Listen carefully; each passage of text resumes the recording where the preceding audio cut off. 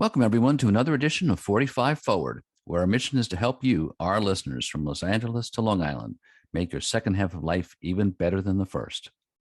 As we get older and become empty nesters, one question naturally arises. Should we downsize to a smaller house? It's clear we don't need all that space or the continued expense and time it takes to maintain a large family home. But we still love the idea of living on our own. Where can we go? Better call Sheri.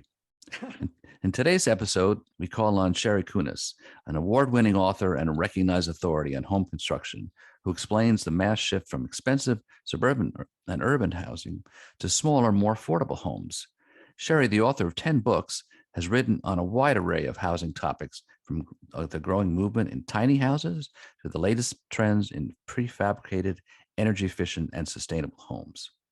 In her latest, recently published book, Bigger Than Tiny, Smaller Than Average, Sheri offers examples of small house options around the country. She'll talk today about what kinds of consumers are driving the small housing movement. In some cases, driven by a desire for a different lifestyle, other cases compelled by a need to create a smaller environmental footprint. As we move forward this shape-shifting pandemic, Sheri will also describe the shift among homeowners toward more practical spaces, including accessory dwelling units known as ADUs, and innovative designs that can make smaller houses feel larger than they are. Whether you're thinking about buying, building, or renovating a smaller home, Sheri will inspire you with a dazzling range of ideas and options for your next living space. So now it's time to meet our guest, Sheri Koones. Sheri, welcome to the show. Thank you for having me. It's a real pleasure. Yeah. My Yeah, God. we met for the benefit of our audience. Sheri and I met years ago when I was real estate editor at Newsday. I left that position years ago, but I've been keeping in touch with Sheri virtually, watching her books come out and watching. She's got a very vibrant email list, and I'm on it, so I get to hear all her blogging and her commentary about lots of things. So before we start, Sheri, want to just talk a little bit about yourself, about your career. How did you people decide to gravitate towards certain niches? Yours is housing. How did you get there? Yeah, it's kind of an unusual story. People are always fascinated. I Mm-hmm. had a undergraduate degree in education, Mm-hmm. and I decided when I got out of college I didn't want to be a teacher, so I went to get a degree in speech pathology. And while I was going to graduate school, I put myself through school and I worked in the fashion industry for a Hmm. couple of years, and I was doing really, really well. And then I decided to go on when I graduated from Columbia and get a doctorate. And Huh. meanwhile, I was doing really well in the fashion industry. And so I dropped out of my program. And my husband and I bought this big house that needed a major renovation. And so I didn't have time to work as an executive in the fashion business. So I took a sabbatical to build my house. And I knew nothing about home construction. So I Hmm. took out every book from the library, and I decided when I got finished, I would write a book to help all those other people that were in the same position as I was. And luckily for me, I got that book published. It was called From Sandcastles to Dream Houses. Mm-hmm. And I expected to go back into the fashion industry. And then I got a call from another publisher and asked me to write 2 more books. Wow. And I had young children, and it was just a really nice situation for me. So my first book that I wrote was about everything about the home, Mm-hmm. about roofing, siding, windows, doors, and I got a whole education self-taught. And while I was doing that, a friend of mine was building a modular home, and I went to watch it, and I thought it was magic. This house flew through the Mm-hmm. air, and it was set in one day. And so when it was time to write my second book, I wrote a book on modular mansions, because every time I mentioned to anybody about modular, they said, oh, those are those tacky little houses. Right. And so I picked the largest houses I could and did that book. But then I started to see that there were other types of prefab. And Right. so I wrote the next book about 7 different types of prefab. And I fought with my publisher to get the name Prefabulous. They thought it was kind of silly. And I ended up doing another 4, 5 books Wow. under that title. And all of the books that I started doing were just becoming more energy efficient, more sustainable. I just started seeing that things were moving in that direction. And so Right. every book that I did was becoming more efficient. Right. And I just a short story, I got Robert Redford to write the foreword for Wow. my early books. Wow. And it was like a year process getting to him. But he loved my books and he ended up doing the forwards for other books. And Wow. when he stopped, he was retiring. He said, I hope you don't mind if I don't. I decided nobody could fill that space. So I never had a Wow. forward from anybody after that. So Wow. I have just kind of evolved. Somebody asked me, how do you get your ideas? Do you ever get blocked? And I say, no, I get the ideas as life goes on and as I see there's this evolving change Right. Right. in Yeah. home. Yeah. I mean, I think that so two things strike me as I listen to your story, which is a great one. I really appreciate hearing that. I don't think I heard your full story of it before. But so the first thing is that as I listen, my show is 45 forward, and so it deals generally with the second half of life. But basically, when I listen to young people who worry about what am I going to be, what am I going to do, it's just like stop worrying. You're going to be something you never anticipated. I mean, life evolves in ways you never expect. Obviously, there's some intentionality. I mean, you do something and you say, "Whoa, okay, that works," or "That's interesting. I didn't see that coming," and you pick up on it. But that's I just want people to kind of relax and just sort of listen to themselves, listen to what their voices are telling them and how they're doing things. And I guess the other thing is that um, starting with your first book is that I feel that one of the problems in our you know house centric, home ownership oriented society is that we want to encourage people to buy homes, but most first time homeowners, and I included myself in this, know nothing about how to take care of a home. They know nothing about houses or what to do with it. So sometimes I feel like you should, along with getting a mortgage, you should, for first time homeowners, you should have like a course. Like, no, you need to take a course how to take care of your home. Yeah. Because it really, that's a lot of expenses people don't expect. Well, they look at their mortgage. It's like, yeah, your mortgage is important, but your maintenance and what it costs it to keep a home in shape, that's also a big cost. Yeah. Most of my books are very attractive, and so people think of them as tabletop books, but Hmm. they are very educational. Yeah. And I try to write things that people, it will help them to build their house, to renovate their house, things that they need to have to make their life healthier and more comfortable. Right. And so that's a big thing. And there's still that education part of my life, and so which has not been wasted. And I Right. try to write everything in a simple way so that everybody can understand it and not be intimidated and be able to make their house a better place to live. Right. Yeah. We'll talk about the your latest book in a minute, but just give us a little bit of background about. So you followed lots of movements in housing, and I think when I was covering real estate, many years ago, I mean, it seems that there are shifts. So the people get bigger houses and then they want them bigger and they want more space and they want to connect to the outside and they want to, have open space and so forth. But it seems clear to me that, as you pointed out, that there has been, a progressive movement, in recent years toward, well, the one movement that people are intrigued by is tiny houses, but you broaden that to smaller houses. But talk a little bit about this movement. How do we get there? What's driving it? What are people looking for? I think people are more interested in activities today than and going on with their life than spending their whole life taking care of a house. Right. And particularly boomers they are younger today than they were. My mother was 70 years old and she was an old lady wearing old Mm. lady clothes and was living in a Florida uh, old people's community. Right. And today we are all, many of my friends are in their 70s and we are still doing the same things we did years ago. I would never think about living in a senior community, not that there's anything wrong with it, but Hmm. I wouldn't relate to that. And I'm still working full time And so I think that the older population, they still want to live among other people.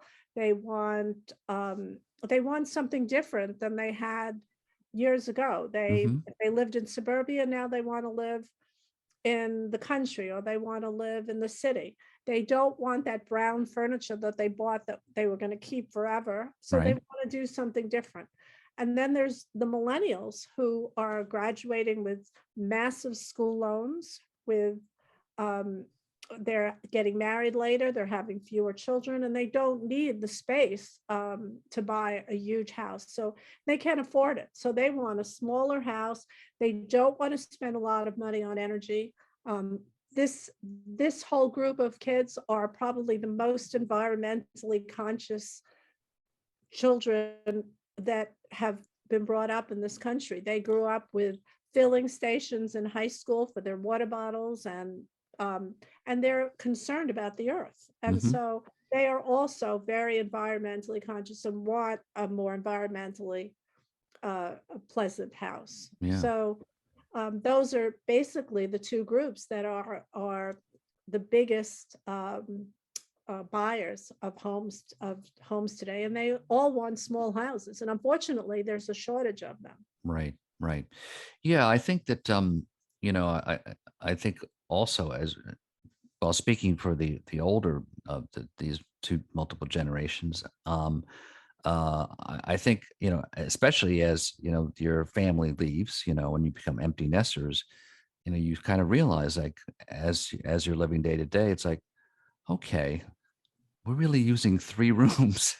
You know, we're not using like 7 rooms, you know, so we don't need all that space, and we could actually be more comfortable in a smaller space. And I think also, right, I mean, as you get older, the reality of climbing stairs becomes an issue. So people want to live on one level often, right? Yeah. The tiny house you asked me about earlier, I think that it's fascinating to watch how these houses are built and how they use the space. And I think they're very good for a certain part of the population. But for most people, they're not very practical. They're not code compliant. They are the definition of a tiny house is it's on wheels, so it's mobile, Oh, I didn't realize and that. Okay. it has a composting toilet and water tanks. And a lot of people are not interested in living that way. I had a house in my current book that just came out that's 460 square feet, but it can't be defined as a tiny house because it is code compliant, it has a basement, and it's built to survive storms and hurricanes. And so it's not the size, it's actually what I am most appreciative of is the safety issue and the comfort issue. If it's a small house, that it be comfortable and compliant with the neighborhood. And also, there was an article in the Times not that long ago that said people don't want the tiny houses in their community. So finding a Right. place to put them is also an issue. Right. So I wrote this book, Bigger Than Tiny. That was actually what I was referring to, that it's maybe a little bit bigger than a tiny house, but they're smaller than average. Right. Right. Yeah. I think that that's, again, people get fixated on certain ideas, you know, so a tiny house. Yes. I mean, I think that, well, it's interesting. I didn't know about the mobility aspect of it, and the fact that you can have a 460 square foot house that's not considered a tiny house. Um, but I think that the the compliance issue, yeah, the zoning issues is an issue for a lot of people, a lot of communities. So they don't want, you know, they don't want, you know, whatever you want to call them, average size houses next to a tiny house. They Right. think it basically, you know, makes for a weird neighborhood, I guess. But you know, I still think that people, you know, it's still a broad trend.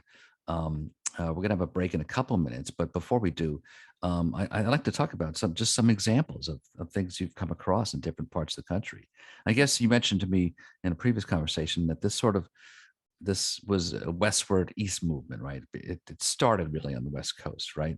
Yes, well, ADUs, accessory dwelling units, actually started in Vancouver. Uh huh. they were called laneway houses because in Vancouver, they have lanes where the cars come through, not the actual street, but it's a back street where Wow. they bring their car.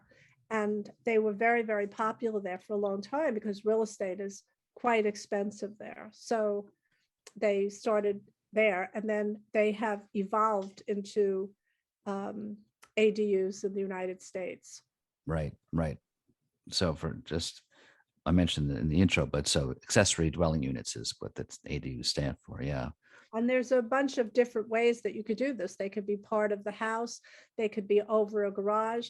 But what is popping up quite frequently right now are separate units, either where the garage was or just on a piece of the property. And they are a great place for the children of adults to live so that they have some privacy, and also for elderly parents that want to live close to their family. And it's a really wonderful new concept. And unfortunately, there's resistance in some places, but where they have started putting them, they're very successful.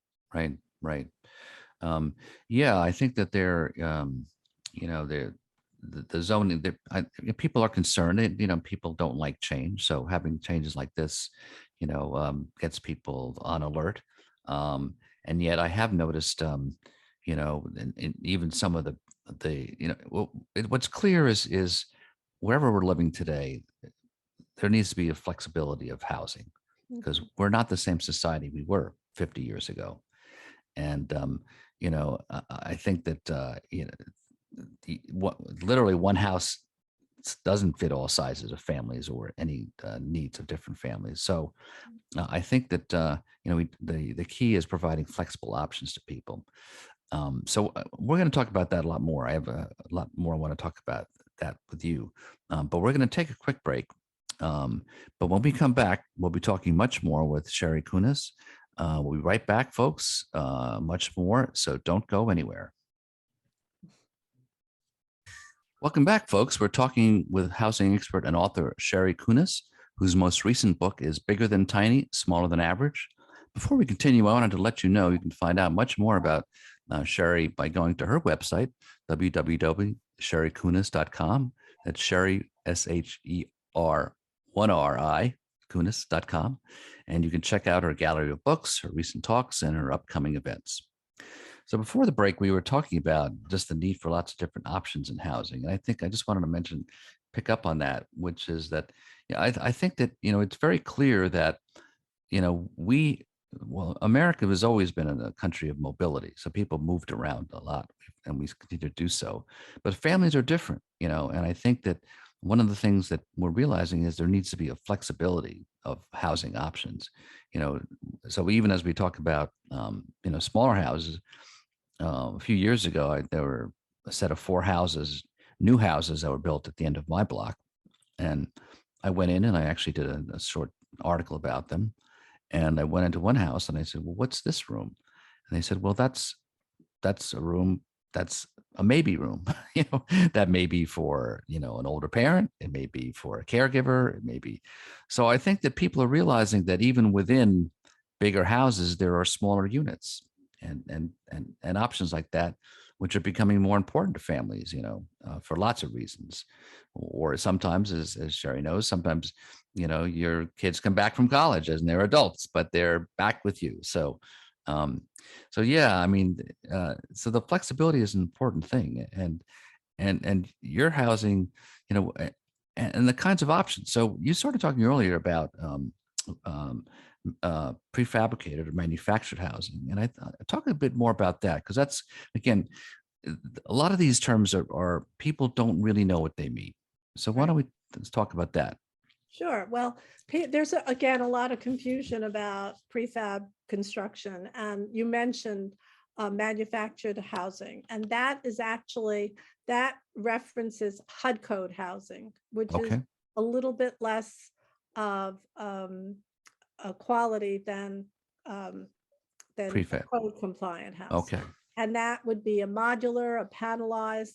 There are many types of prefab houses. I am a real fan personally of prefab houses. They're faster to build, they cost less, they are they're more environmentally friendly. A lot of the materials can be recycled. They can work 12 months a year as opposed to the best months for building. So there, I could go on a lot about prefab housing, but it's my preference. This last book that I did, I covered renovations and also site-built houses, because I was trying to find the best of the small houses under 2,000 square feet. Hmm. But I'm always a real fan of prefab houses. Hmm. Hmm. And what are some examples? Unfortunately, this is basically a radio show, so we can't show the the listeners the houses at the. But I do have your latest book, and it really is. It's it's not a prefab. It's just a fabulous book. it's it's full of examples and illustrations, and you really lay it out, and and there are stories behind each of these houses, which are very, which are fascinating, of the kinds of people who bought them and why they bought them and so forth. So just talk about a couple of examples of stories that you ran across. So one of my favorite houses was a house up in Vermont. Okay. Their children went to the University of Vermont. They lived, I can't remember exactly where, but they found this house on a lake, and they didn't need a big house. They only needed like a one-bedroom house. And they built this house very prepared for any kind of floods or anything like that. So it was really built to very high standards. And what I found interesting, and I found this with several of the houses that I covered, is that people want good quality Hmm. rather than massive size. So Hmm. rather than make it bigger, they had fancy fireplaces, or they had great heating systems, and they had great ventilation systems that made them very comfortable. So that was really interesting. And a lot of all of the houses that I covered in this book are all very energy efficient. Hmm. They are, there's a lot of people today that are, like we spoke about earlier, that are very energy conscious. And Hmm. so almost every one of the houses has a very energy efficient orientation, HVAC system, and all of the things that make a house more efficient and cost less to heat it and cool. And there's two houses that are what they call passive houses, which is a system that comes from Germany, and it's only based on energy, Hmm. unlike LEED for homes, which is, it incorporates a lot of other factors, but passive house is only concerned with energy, and two of the houses meet that high standard, Wow. and all of the houses are very attractive. And it was really exciting to find the quality and the beauty of these houses under 2,000 square feet. Yeah. Yeah. I think that well, smaller is beautiful sometimes, Yes. and can often be so. I think you're actually right. Absolutely, in terms of, and people have been looking at energy efficiency for quite a while. So and I think it's going to just intensify, right? I mean, with the cost of fossil fuels these days. I mean, it's people are extremely um, focused on energy costs. But I think. You were talking about earlier about the space having extra rooms. I just looked up recently. I grew up in Queens, New York, and Mhm. my house was 1,400 square feet, but we had a living room that we couldn't go into except if we had company. Right. People don't build that way anymore. People are building flex spaces. It can be an office, it could be a bedroom, it can be a hobby room. And so the houses are being built much more intelligently, and especially with the with the pandemic that happened recently, they're building them with workspaces because so many people are working at home. So the type of space that people are, even though they're smaller, they've evolved to be much more practical. Right. Right. Yeah. You just reminded me of a funny, memory of growing up. Uh, you know, I think I think our first house was probably my parents. my parents built their first house in Long Island, and for its time, it was, you know, a sizable house. I Mhm. think it was about, but I think it was about, oh, 2,000 square feet, you know, but a sizable basement with that too. But I remember, um, you know, talking to my mother about the living room, right? I said, how come it's called the living room? We can't live here, right? I mean, it wasn't quite, you know, the stereotypical, right? Right, the old notion of, you know, people putting, you know, plastic over the sofas so you know, to preserve them. So yeah, you wanted to preserve them, but you couldn't live in them, you know. So, and I think that that's changed. I think it was changing, but I think that the pandemic also focused on like, we're spending a lot of time in our homes. We want them to be comfortable. We want the quality to be there, and we want them to be flexible and, you know, be able to, you know, use the space better. So yeah, one of the things you talked about in the book about was about the idea of having smaller spaces, but the fact that they felt bigger than they actually were. Um, how do people do that? And what are there some tricks that people use in design to? Oh yeah, there's lots of ways. Actually, another house that comes to mind was a guy who was had a family of four. He was a bag designer, Hmm. and his house is, I think, a little over 1,000 square feet. And he said he designed his house like he would a pocketbook. So there was a place Wow. for everything. And the top of the stairs, he put a space, which would have been otherwise a wasted space, Hmm. and a little cranny for somebody else to work. So um, there are lots of ways to make a small house bigger, having light colors, having flex spaces, having good storage spaces so that you don't have a lot of stuff sitting Right. around, having open spaces. And what's happening a lot, actually, Frank Lloyd Wright started this, having bigger common areas and small bedrooms, because Hmm. you're not going to spend that much time in the bedroom. So a Right. lot of the houses today are, the bedrooms are small and the common area is big. And the hope is that if you have kids, that they're going to spend more time with you in that space and not be sitting in their bedroom. Right. So there's many ways of making the house feel bigger than it Right. is. There was one house in the book that the people lived in the same size house, actually, and they built a new house with this architect who was very capable, and she designed the space so much better that they said this house felt much bigger than their old house, Mm. even though it was the same square footage. Right. Because Right. everybody today wants outdoor space, accessible outdoor space, which expands the living space. Right. Right. Yeah, I think that's an important aspect you bring up, and I think that that's in I think in part people are looking for ways to connect with nature, and some that's a good way to do it, where it's really right there, and you can feel that ability to go back and forth. I mean, certainly, you know, some of the people I've talked to on my show have talked as we get older, and even dealing with the pandemic, that one of the things that de-stresses people is to be able to connect with nature. So to be able to do that right outside your house, I think, is an important option. Uh-huh. Um, so you've talked about lots of different kinds of houses, and you mentioned to me earlier about metal houses.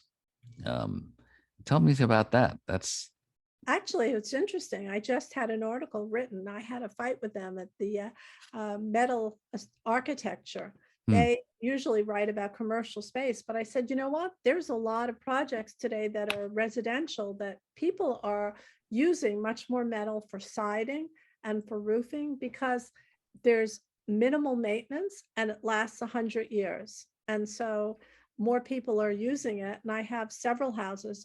Actually, there's a family in California. The couple was going to, they were doing a lot of traveling. And so hmm, they built an ADU, and it's mostly out of metal because they wanted it to be low maintenance.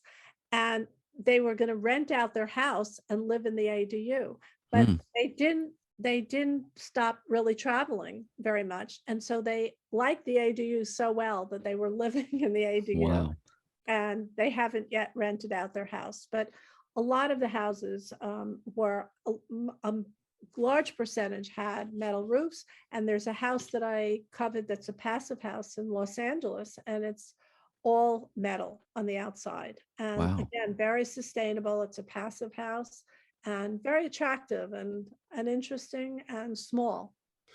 Well, so why haven't people done that more? So because I just, now I'm thinking about, I guess we stay with things that we've done for a long time. So it's stick housing is very popular. It's people, builders know how to do it and so forth. But one thing that just occurred to me is, I have a brother who lives in South Carolina, and um, during a storm several months ago, a tree fell on their house, and just luckily, it cracked the main beam, wooden beam, which it didn't collapse. But Mhm. I think that um, I think this is going to be an issue too. Having construction that is durable and resistant to severe weather, because I think that that's certainly around our house. We haven't changed the construction, but we did take out some large trees that were close to the house. I think. Uh, Well, FEMA wrote several years ago during a storm, one of the only houses that remained was the modular house. oh. Um, Interesting, you were saying, why don't more people do this? I do a lot of speaking at conferences and I Mm-hmm. talk about all the advantages of prefab. And somebody always asks, if this is such a great way to build, how come everybody doesn't build this way? And I say, it's the best kept secret in America. People don't do things because they don't know about it. If they Mm-hmm. knew about it, and if they knew some of the better methods of building, they would do it. And as much as they might do some research, they don't find out about enough. And that is always my goal, is to bring these kind of subjects to people's attention. Yeah. And I have convinced several people that I have given books or have bought my books, have built a prefab house, and they say, I would never, ever build a site built house again. Mm, It yeah. so well. Yeah. Well, change takes a while. I think that as well. I think as you know, it seems like now we're in an inflationary period. Everything is costing more, and I think including you've talked about too the price of a product of wood and the availability is. Has the pandemic also been a real problem in terms of getting supplies to build housing? Yeah. The modular people are complaining that the lumber is costing more. They price out a house, and then by the time the house is being built, the lumber has gone up. So I think stick framers are having the same issue. The products are limited, and the price has gone up. So yeah, I think that's a problem. And we were talking earlier that there are more jobs today for students getting out of college, and they're going to make more money because there's a shortage of workers, and those kids are going to be looking for houses, and it's going to be an issue. There's something like 140 million shortage of houses in this country, and so Wow. it is a problem. Yeah. Yeah. Wow. Well, we still have a lot more to talk about, but we're going to take another short break, Sherry. So, folks, again, we just take a quick break, but don't go anywhere. We'll be right back. Much more with Sheri Koones, author and journalist, focus on all sorts of housing. Welcome back, folks. Once again, I'm talking with housing author and journalist Sheri Koones, um, who we were talking about. Her latest book deals with smaller than average houses, but uh, while she's been writing a lot about smaller houses, Sheri knows a lot about all sorts of things involving houses. And one of the things we were talking about a little bit earlier, and I wanted to come back to it, was just the issue of um, how much we're incorporating the idea of maintaining houses into the houses themselves. And so let's talk a bit more about that. What are some of the things that are innovative in terms of maintaining houses? Mhm. Well, again, a lot of people are using metal as Hmm. siding and as roofing Right. because there's there is much less maintenance, and Right. have um, um, different types of siding which require less maintenance than others. people don't want to be focusing their life on taking care of their house. They want to be bicycling, young people, they want to be skiing, older people, they want to be going to the theater and meeting with other people. They do not want to be spending their time maintaining a house. And Right. so more and more that is becoming important. And as we were speaking earlier, they want a healthy house. They want to be comfortable in that house.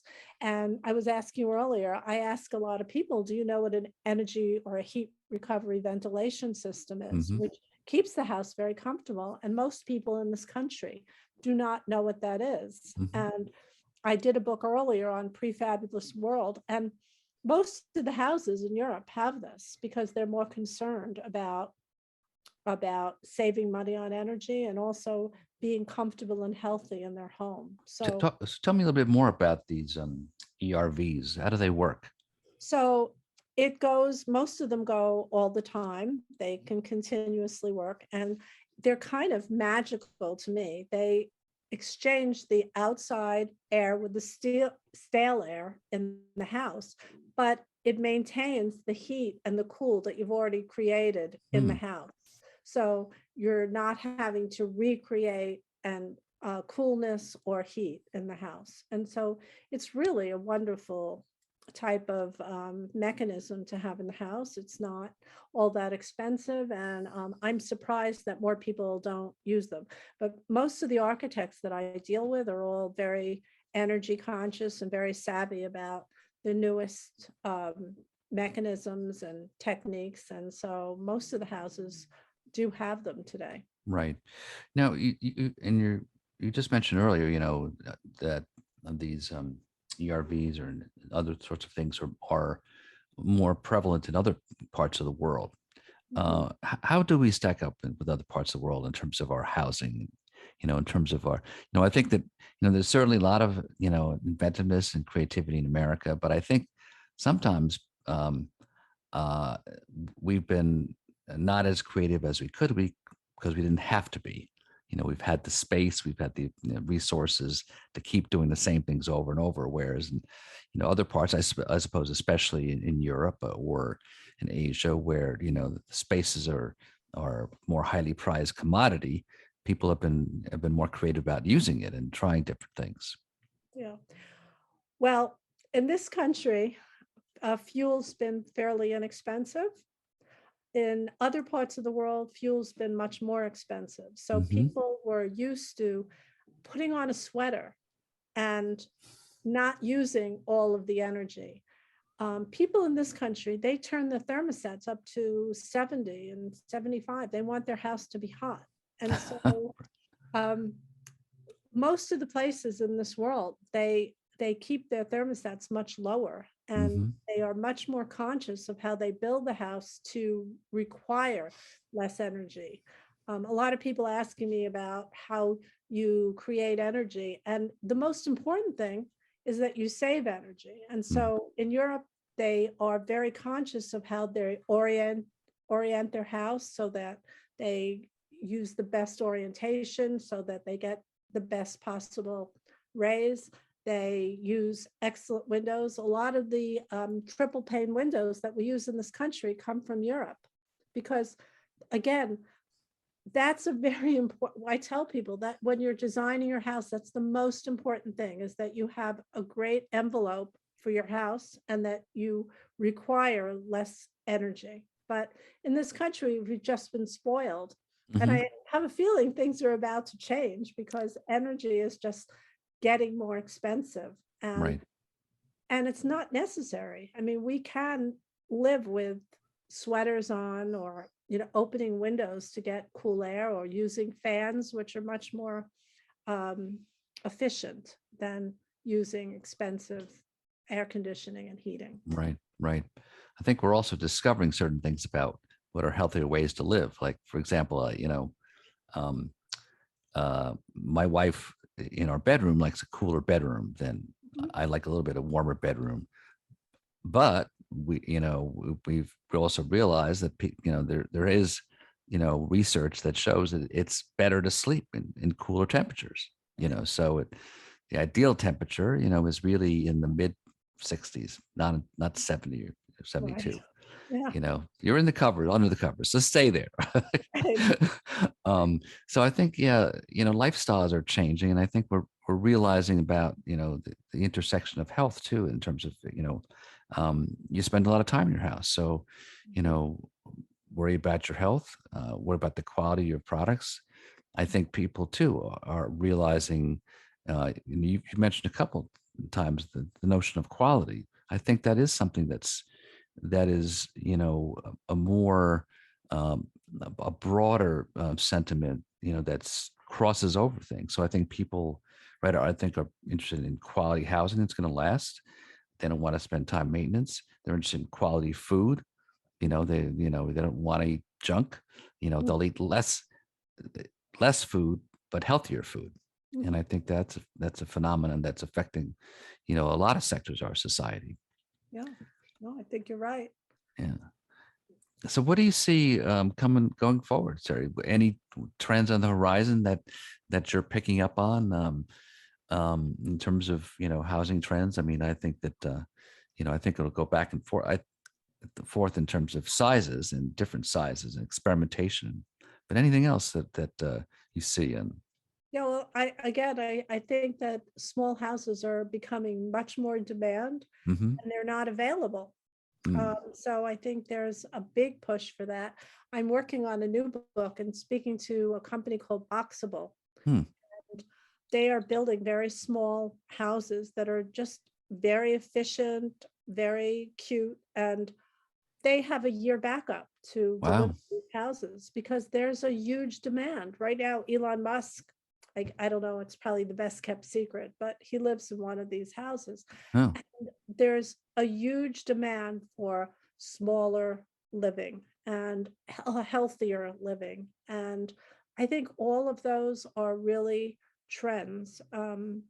I think people are much more conscious. When I designed a house that was way too big, um, several years ago, and my architect said every window has to be the same size surrounding the house, and they hmm all have to be standard size. And since I've been working the last 20 years on these books, I find architects, they're using bigger houses on the south side of the house so that they can take advantage of solar gain.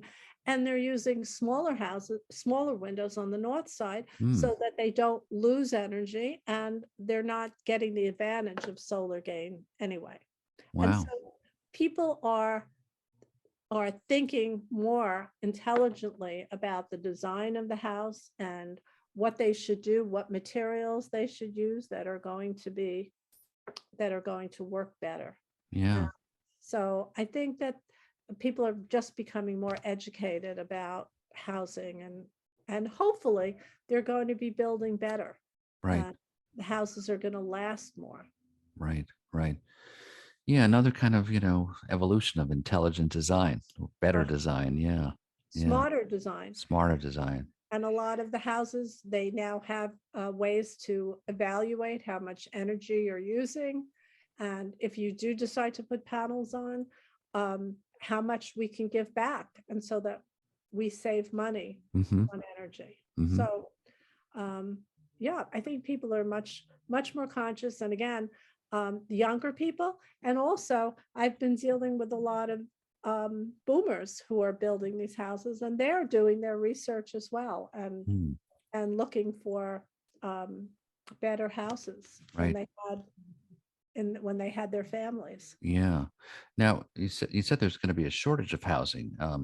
Are people spending more time, or are looking at designing their own houses? I guess part of it is finding you know the, the the space to do it, the property to do it. And I guess they're sometimes they're just looking in places they didn't look before, as you mentioned before. So yeah, a lot of yeah. So there's been a lot of variability too in terms of location. Mhm. You mentioned that a lot of smaller, sometimes tiny houses, but smaller are being done in rural areas as well, Right. right? Right. Yeah, people are building in areas. They're becoming more popular. Hudson Valley in New York and the Catskills, those places are becoming more popular. They had been very dormant for a while in terms of new building, but people are starting to build. They want to a lot of times they're working remotely, so they can work Mm, from home and they can work from any place. So right. I think lots of people want to build their own house, or they want to rip down a house that's, that's crumbling or not in very good shape and just build something new. And Right. so there's a big push for that. But I heard a statistic somewhere that there's like a shortage of about 144 million houses short in this Right. country, You're that right. people can find houses. And then, like we mentioned earlier, there are some corporations buying up these houses. Right. People can't find houses to build, so they are to buy, so that they're building their own houses. Right. Right. Are there any just a couple tips you give people, either younger people or older people, in looking at a house, like should I buy that house in terms of Yeah. the Well, construction? maybe you could have a blower door test done so that you can see if the house is leaky and if you're going to be losing a lot of air. Make sure that house has a good system and do a good inspection. And if you're going to build a house, do your homework and make sure that this house um, lives up to all of the things you want. And Right. my books are really helpful for people, not to push my books, No, but no. they are really helpful We, to people in finding the best systems and yeah, ways to build. yeah, yeah. So we are actually, unfortunately, coming to the close of the program. So I would like to, thank you so much, Sheri, for all your great conversation. So, and if people want to, reach you or get information about your books, what is the best way to reach you and to get your books? They can check my website Hmm. and www.sherikoones.com. And my books are sold almost every place that books are sold, independent bookstores, as well as online, Amazon and Barnes and Noble and Books A Million. And almost everybody carries them. So I Right. would encourage you to look for them. And they're also in a lot of libraries. So Yeah. uh, Great. become Great. educated before you build. It's a very big project. Well, I think that's what people are realizing, that education really is a key in housing as well as a lot of other endeavors of life. So that's great. Well, listen again, folks. Tell your friends if they missed my conversation with Sheri today, you can listen to it on a podcast on voiceamerica.com. Just search for my show, 45 Forward. You can also listen on Apple, Google Podcasts, Spotify, iHeartRadio, or go to my website, roelresources.com, and just click on the 45 Forward tab. So be sure to join me next Monday, 12 noon Pacific, 3 p.m. Eastern Time, when I'll be doing an encore show on Memorial Day with Scott Fulton, a researcher, innovator, and engineer by training, who talked to me about how millions of us could increase our health span, living healthy ages to age 95 with just some basic education. There's that word, Sheri, education, on how interconnected our bodies are with our lifestyle choices. So until then, folks, keep moving forward, 45 forward.